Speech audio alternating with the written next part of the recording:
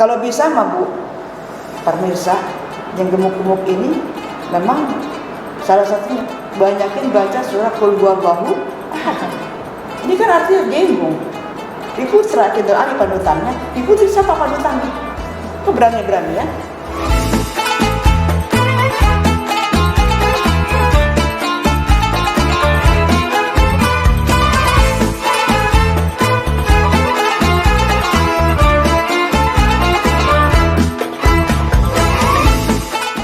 Mengapa kalau Kindur Ali katanya dibilang bid'ah, kenapa diputerin dikerjain?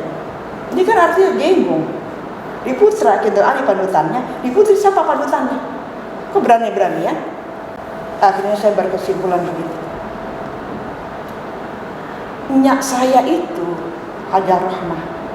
Apa-apa itu kalau dia melakukan sesuatu tidak pernah lewat daripada Kindur Ali. Dia baca kitab Syarus Salikin.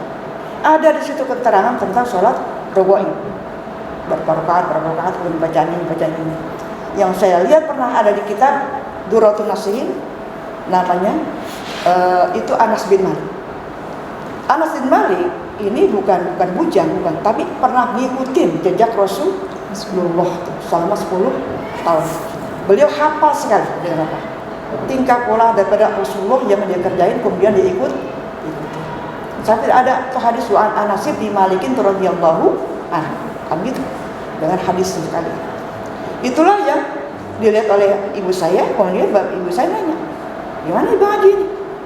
Saya boleh nggak ngikutin kerjaan ini? Gue lihat dulu. Setelah lihat, boleh.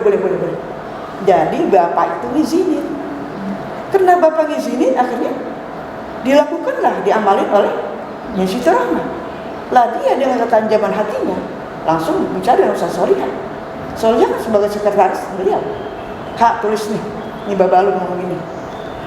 Nya udah nanya, boleh.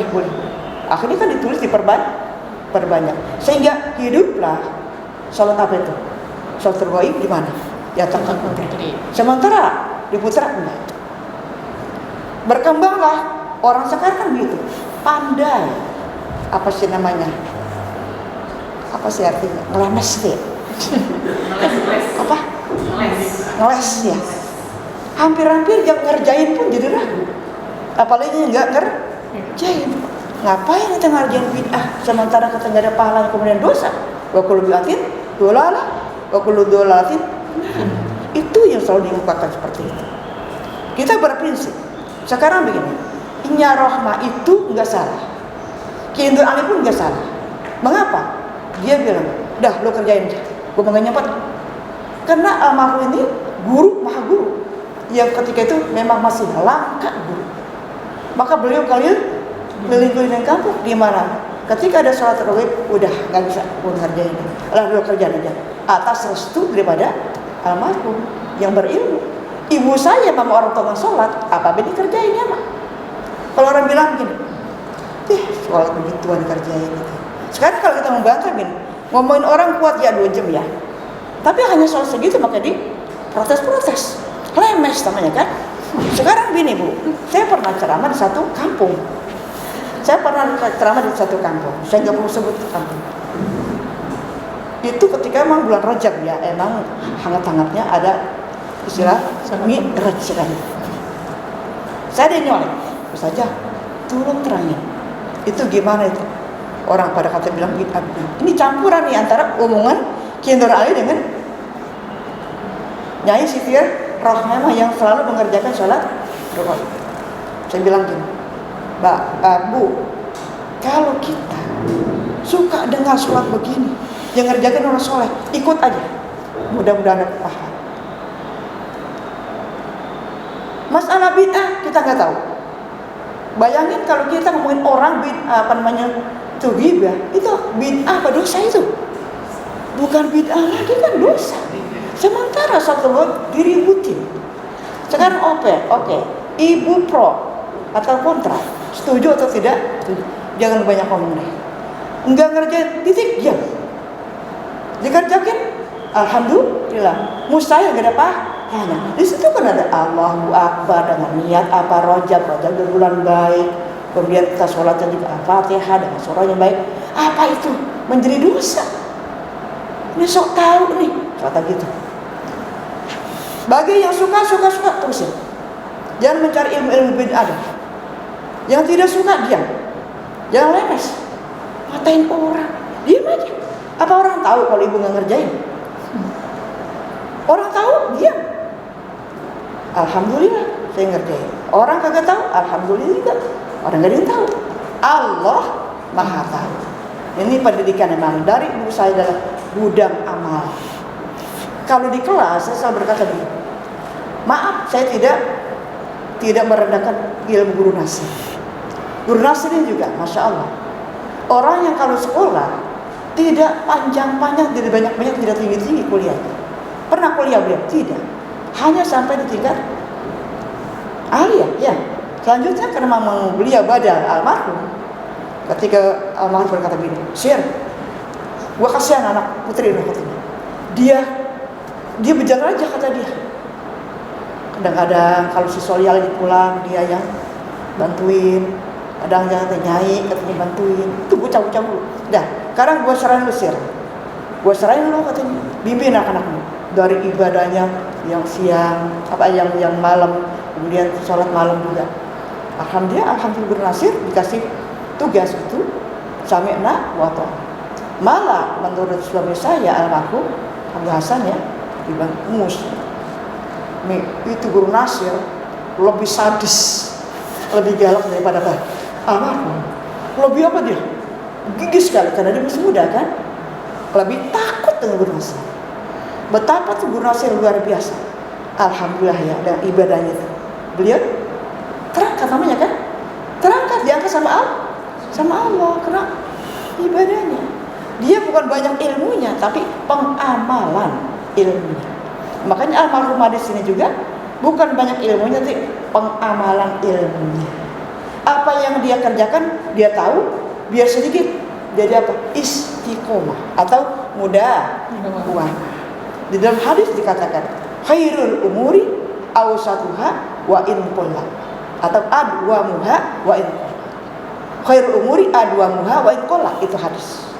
Sebaik-baik urusan apa saja, ya enggak, itu yang pertengahan meskipun sedikit.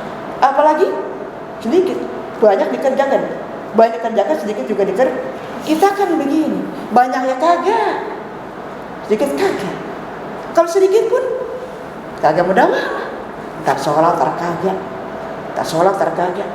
Asal sholat tasbih, ingat apanya? Banyak udah begak duluan. Kayak makanan kan itu.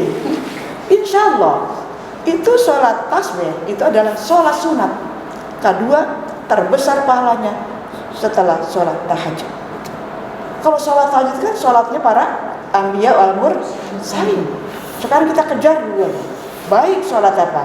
Tahajud dan juga sholat tasbih. Kalau tahajud jangan diomongin lagi deh, karena ada Al-Quran dan ada kalamul Allah. Sementara tasbih tidak ada Al-Qurannya, tidak ada ayatnya, tidak ada kalamul Allah. Tapi kalau perhatikan itu, kalau kita sholat tasbih 4 rakaat dan 2 kali salam, luar biasa, 300 subhanallah walhamdulillah wala ilaha illallah wallahu akbar. Ketika dia takwa masih mau ngerjain, begitu libur udah wes bablas amin ya. Lupa kan gitu. Lupa bukan lupa lagi. Oh enggak, kalau lupa masih ingat, udah ngerjainnya bahwa ada beberapa gitu. Saya bilang tasbih ini lebih besar daripada sholat hajat. Kalau sholat hajat itu karena hajat, tapi tasbih kan keikhlasan karena iman. Banyak yang masya Allah, tapi di dalam itu subhanallah sama 300, ibarat kita menanam bunga 300 tuh. Kalau bunga nanti apa? Berkembang. Setelah berkembang berbuah. Gitu. Ya. Lihat, kamu pernah lihat di mana tuh? Di TV sih lihatnya ya. Kita belum pernah sampai ke Dubai kan. Itu negara kaya. Negara kaya apa saja dengan duit itu luar biasa.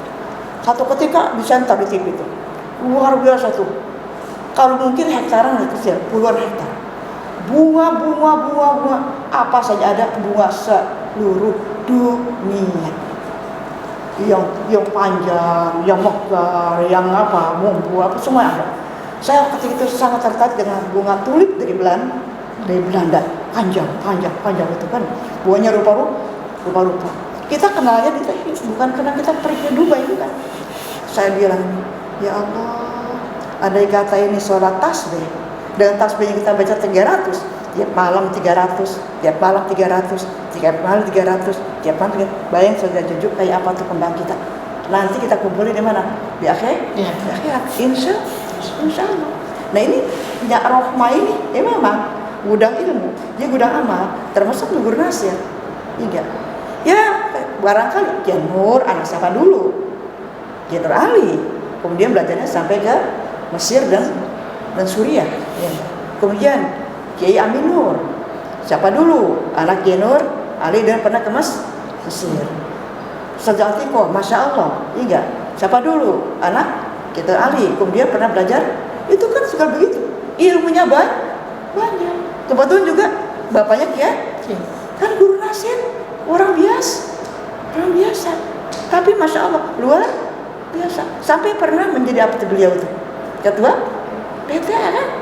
Itu kan sesuatu jabatan yang nggak gampang. Tapi dengan karomahnya, dengan karomah. Keturunan apa? Kiai bukan. Kaya ya enggak juga. Ya ganteng pun alhamdulillah sempur. Hanya itu kan.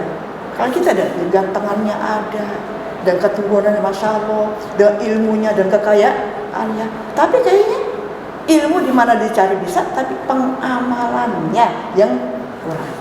Saya pun terasa.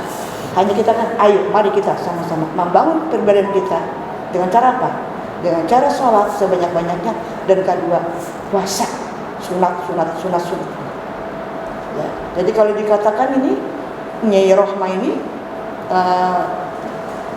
beliau almarhum punya istri dua ya. Punya istri dua, terangkat kami Nyai Rohmah. Bukan karena beliau itu faktor punya suami kiai, bukan. Tapi dia mengangkat dirinya dengan siapa? Sujud terus. Sujud sama Allah. Kalau sujud berarti angkat kepala kamu, ya enggak? Tapi kalau begini, itu kesombongan ya. Makanya yang paling besar tawadu pada Allah adalah itu. Tawadunya di maknanya dan ibadah. Kalau kita umumnya kalau tawadu pada manusia salaman kan gitu. Tapi kalau tawadu sama Allah bukan salaman, masa salaman sama Allah? Apa? Banyakin sujud. Iya enggak? Banyakin sujud. Jadi kira-kira memang sulit juga ya mencontoh almarhum. Sulit mencontoh. Karena dia mah udah kemana? Udah kerjaan masa bodoh aja dia. Masa bodoh. Kalau kita kan kerjaan dulu, ya apa ya? Kerjaan dulu. Terutama sholat asar ya. Kemarin ada yang membacakan hadis di pertemuan saya. Ini alumni jebolan UIN sebelum ke Mesir. Kita pada kumpul. Yang tua-tua belum pada. Yang mana sisa-sisa yang udah pada meninggal. Termasuk Ustaz Marzuki, termasuk Buya Nurul Anwar, termasuk Ambus Somad, termasuk Nahrawi.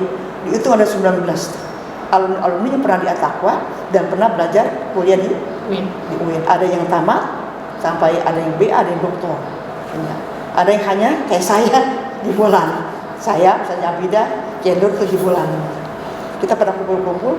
Akhirnya ada salah satu alumni kita, Komarudin Hidayat. Komarudin itu kenal nggak? Ayun. Itu dia man shallal bardaini dakhalal jannah. Siapa orang yang sholat 2 waktu itu akan masuk surga. Waktu kan ada 5 ya. 2 itu dimaksudkan adalah sholat asar dan sholat subuh. Nah, mengapa bardain disebut? Karena dingin. Ini kan hadis kan turunnya dari mana? Dari negara Arab. Negara Arab kan ada waktu-waktu dingin kan dingin banget itu. Asar sudah mulai dingin. Ya. Kemudian yang kedua sholat subuh. Dinginnya masa meletak sekali. Diartikan dengan dingin ini artinya orang udah merengket tuh kalau kena air. Tapi dengan kena air itu dingin terus aja dilakukan. Satu itu hadis. Yang kedua, apa di dalam kitab itu? Ya. malaikat yata'aqabuna malaikatun bilaili wa malaikatun binnahar. Di mana kan asar dengan subuh ini dua, satu tadi masalah dingin, kalau yang kedua masalah pergiliran. Malaikat ini kalau dia asar masih di bawah, ada yang nunggu di atas, nanti akan turun ke. Nah, jadi menunggu waktu asar, nanti laporan lagi ke atas, baru yang di atas turun ke bawah, melakukan sholat subuh. Jadi malaikat begitu. Betapa ini luar biasa. Malaikat ini dua golongan bertugas. Dua poin ini, ada yang melakukan tugas laporan pada Allah, ya Allah, bahwa si fulan tadi habis sholat asar berjamaah. Lakukan sholat subuh juga berjamaah. Kalau kita menurut kebiasaan, perempuan ternyata ya, perempuan kita. Kalau asar itu bukan sholat duluan, malah apa? Masak dulu. Setelah masak sudah selesai, baru sholat asar. Sholat asarnya yang harusnya jam 3:30 sebelum azan, ini jam 5, bahkan hampir 5:30 barangkali ya. Nah itu kan kelalaian namanya kan. Padahal malaikat itu sedang melaporkan siapa yang sudah sholat jamaah lagi kan, luar biasa pahalanya. Kemudian subuh juga, kena dingin, akhirnya melalai-lalai kan. Antar dulu, baru qomat. Antar dulu, baru apa? Baru zikir, baru akhirnya subuhnya kasih. Padahal itu malaikat harus melapor. Kalau kita lihat malah malaikat melapor itu, sholat asar dilaporin, sholat subuh dilaporin. Betapa masya Allah ini sangat merugikan. Kita sholat, tapi lambat, ya lambat. Itu begitu. Saya terasa, mama, kayaknya kebanyakan ini perempuan ini, terutama di sholat asar ya. Kalau subuh barangkali insya Allah, tapi banyak juga. Cerita dulu. Berarti sudah Nyai Haja Siti Rohmah ini dalam pola mendidik anak-anaknya lebih kepada tauladan, contoh. Betul. Ya, betul. Contoh, tidak secara teoritis, ya, tapi langsung ke mencontohkan. Perlu mungkin saya tambahkan para pecinta At-Taqwa Putri, official Kompes At-Taqwa Putri, bahwa sosok Nyai Siti Rohmah itu almarhumah, yang saya kenal, kalau ada ungkapan belajarlah dari buayan sampai liang lahat, maka sosok figur manusia yang belajar dari buayan sampai liang lahat ini adalah Nyai Haja Siti Rohmah. Ya, karena kebetulan Ustazah, waktu saya masih jadi mahasantri Mahad Ali, beliau ikut belajar sampai kepada beliau subuh di waktu Senin itu, malam Seninnya masih ikut belajar dengan mahasantri PTA. Nah, hari Seninnya beliau sakit wafat langsung. Stroke ini apa namanya? Yang pembuluh darahnya pecah. Ya, langsung meninggal dan wafat. Dan itu sungguh luar biasa. Kalau mungkin tadi Ustazah bilangnya Haja Siti Rohmah ini belajar hanya tamatan SD, itu hanya sekolah formalnya. Tetapi beliau ikut dimanapun ada kajian, dimanapun ada guru yang mengkaji kitab, itu sampai saya bilang kitab itu yang sudah dipelajari berulang kali dengan berbagai guru. Nah, mungkin ini semangat yang semacam ini yang perlu ditularkan kepada para santri, ya, bahwa beliau itu bahkan sempat itu kalau lampu mati, kalau pas belajar malam lampu mati, kita kesenangan. Ya, umumnya begitu sebagai murid ya, kesenangan lampunya mati berarti tidur belajar. Tapi apa? Beliau kita sekarang belajar kitab apa? Kita teriak lampu mati Nyai, kata Nyai punya lampu. Nah, jadi ada lampu emergensi. Jadi beliau itu nyaris tanpa belajar hari-harinya semacam itu. Dan yang luar biasanya juga, dan mungkin ini yang jarang kita temui, keistimewaan almarhumah, beliau itu seorang putri dari seorang ulama. Ya, ayahnya almarhum Al-Maghfurlah Kiai Haji Mugni merupakan guru dari Al-Maghfurlah sendiri, Kiai Haji Nur Ali. kemudian bersuamikan seorang ulama, dan putra-putranya pun, ya, putra-putrinya pun menjadi seorang ulama, bahkan cucu-cucunya pun sekarang menjadi ulama. Jadi ini jarang yang sering terjadi Ustaz, dalam kehidupan itu mungkin Doa. ya berapa, ya mungkin 1 juta satu gitu kali ya. Nyai Roma ini putri dari seorang ulama, istri dari seorang ulama, ibu dari beberapa ulama, bahkan cucu, nenek dari beberapa ulama. Ini jarang sekali. Biasanya istri ayahnya seorang ulama, suaminya belum tentu. Suaminya seorang ulama, anaknya belum tentu. Nah, Nyai Roma ini luar biasa keistimewaannya, ya putri, istri, ibu, nenek dari ulama.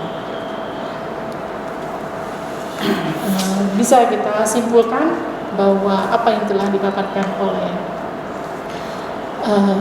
guru kita Ustazah Jaul Fahmun, bahwa manfaat puasa itu sangat besar sekali, ya, baik untuk kesehatan jiwa, kesehatan fisik, bahkan juga untuk kecerdasan, ya, terutama kebiasaan-kebiasaan berpuasa selain bulan Ramadan itu merupakan kewajiban, ya, tapi juga puasa-puasa sunnah yang dianjurkan itu ternyata juga besar manfaatnya, apalagi untuk seorang ibu, ya, membantu kemudahan bagi putra-putrinya dalam menjalankan studinya, itu ternyata juga sangat berpengaruh, ya, untuk kecerdasan otak anak-anak dan Barangkali ada saya tambah sedikit, ya kita kan udah rata-rata pada punya anak, kecuali masih ada waktu gadis tuh salah mencontoh. Jadi kebiasaan ibu saya tadi kan, kalau anaknya pada sekolah di mana-mana, selama anak itu lagi puasa, lagi belajar, terutama